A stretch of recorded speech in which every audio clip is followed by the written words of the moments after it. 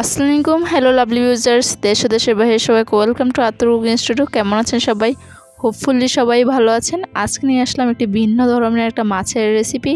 দেখতেও যেরকম মজার, খেতেও সেরকম সুস্বাদু, কিন্তু এটা রান্নাটা প্রসেস জানতে হয়। প্রসেস না জানলে কিন্তু এটা খেতে খুবই কি বলবো বিরক্তিকর লাগে, আর খেতেও ভালো লাগে না। মনে হয় সম্পূর্ণ টাকা দিয়ে কিনে আনলেই বিথা। সো আজকে নিয়ে আসলাম লইট্টা মাছের ভুনা।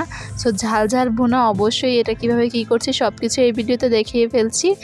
অবশ্যই আপনাদের কাছে আমিও শেয়ার করে ফেললাম। সবসময় আমার আম্মু সচরাচর যেভাবে করে থাকে আর অনেক ইয়ামি হয়ে থাকে। সো আপনারাও ঠিক সেভাবে ট্রাই করে দেখবেন, ইনশাল্লাহ ফিডব্যাক ভালোই আসবে আশা করছি।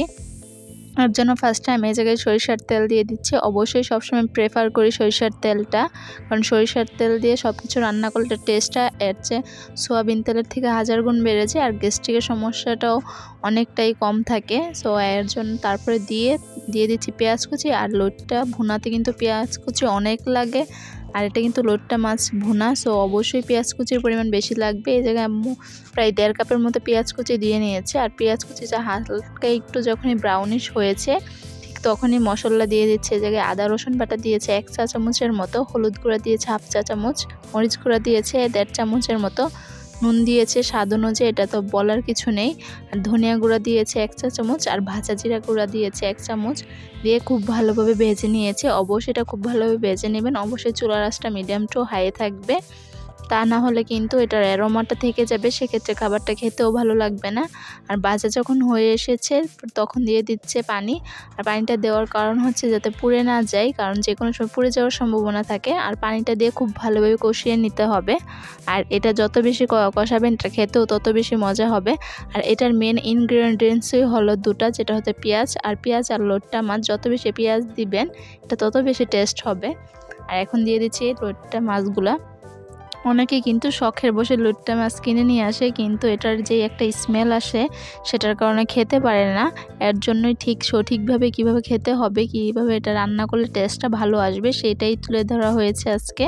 আর এখন দিয়ে দিচ্ছি আরও টেস্টটা বাড়ানোর জন্য টমেটো। অনেকে চাইলে টমেটোটা স্কিপ করতে পারেন, বাট আমি প্রেফার করি যে সব কিছু রান্নাতেই টমেটোটা দেওয়া, যেরকম মাছ ভুনা বা মাছ কারির মধ্যে, তাহলে এটা টেস্টটা আরও 1000 গুণ বেড়ে যায়। আর ভিডিওগুলো ভালো লাগলে অবশ্যই লাইক, কমেন্ট, শেয়ার এবং সাবস্ক্রাইব করে পাশে থাকা বেল বাটনটা ক্লিক করে যাবেন। যারা ফেসবুক পেজ থেকে দেখছেন অবশ্যই ফেসবুক পেজটাকে ফলো দিয়ে লাইক দিয়ে একটা শেয়ার দিয়ে যাবেন। ফ্রেন্ডস, ফ্যামিলি, কলিগ সবার সাথে শেয়ার করতে পারেন। আর আমার রেসিপিগুলো যদি ভালো লাগে অবশ্যই আপনারা ট্রাই করে আমার কমেন্ট বক্স কিংবা আমার ফেসবুক পেজে শেয়ার করতে পারেন। এছাড়াও কে কোথার থেকে দেখছেন সেটাও বলবেন। তো ঢাকনাটা দিয়ে একদম এই পর্যায়ে কিন্তু চুলার আঁচটা হাই হিটে না রেখে মিডিয়াম হিটে না রেখে হাই হিটে রাখবেন। তো তাহলে খুব তাড়াতাড়ি তৈরি হয়ে যাবে। আর হাতে গোনা 10 থেকে 15 মিনিটেই কিন্তু এটা খুব পারফেক্টভাবে লাঞ্চের একটা ডিশ হয়ে যাবে।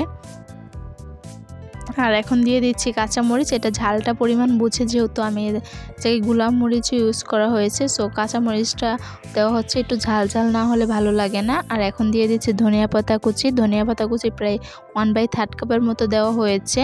অনেক আবার এই ধনিয়ার স্মেলটা নিতে পারে না ধনিয়া পাতার, সো সেক্ষেত্রে সেটা স্কিপ করতে পারেন, কোনো প্রবলেম নেই।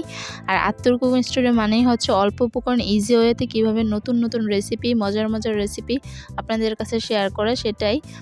সো ঢাকনাগুলো দেখতেই পাচ্ছেন, কালারটা যেমন এসেছে খেতেও খুবই দারুণ হয়েছে। আমার কথা বিশ্বাস নাও হতে পারে, এর জন্য কি করতে হবে ট্রাই করে আমার কমেন্টে জানাতে পারেন। ইনশাল্লাহ আশা করছি ফিডব্যাক ভালোই আসবে। ভিডিওতে বা ভয়েস যদি কোনো ধরনের ভুল ত্রুটি পান তাহলে ক্ষমার দৃষ্টিতে দেখবেন। ইনশাল্লাহ আস্তে আস্তে আপনারা সাপোর্ট থাকলে আমি সব কিছু কাটিয়ে নেব। আর কীরকম টাইপের রেসিপি চান কমেন্টে জানাবেন, তাহলে আমার দিতে সুবিধা হবে। সো আমার এটা কিন্তু রান্না হয়ে এসেছে। এখন দেখতেই পাচ্ছেন ফাইনাল লুকটা কত ইয়ামি হয়েছে। আজকে এতটুকুই বিদায় নিচ্ছি। সবাই আমার ফ্যামিলির জন্য দোয়া করবেন। আসসালামু আলাইকুম।